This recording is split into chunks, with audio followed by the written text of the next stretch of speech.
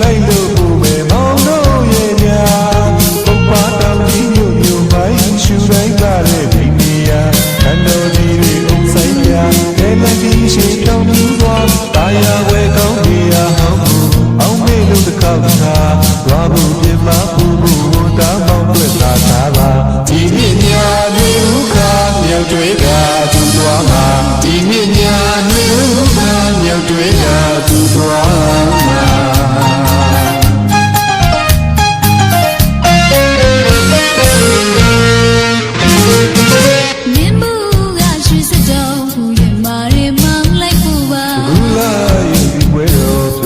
ကောင်းမေမောင်လိုက်ပူမာမြင်မှုကရှိစကြော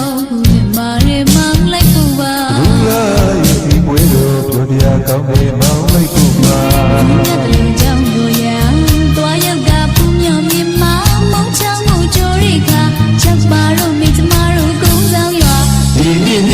တွေဥခါမြောက်တွေကသူတော်မှာဒီနေ့ညတွေဥခါမြောက်တွေကသူတော်မှာ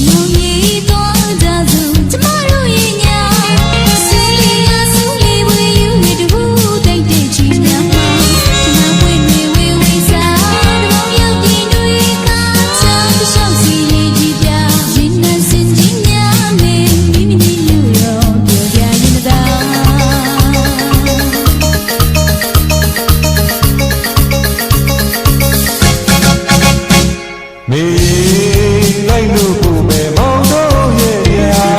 ပုပ္ပါတောင်ကြီးညို့ညို့ပိုင်းရှူတိုင်းကလည်းဒီနေရာခန္ဓာကြီးတွေအုံဆိုင်ပြဘယ်နဲ့ကြီးရှိတောင်းယူစွာဘာယာ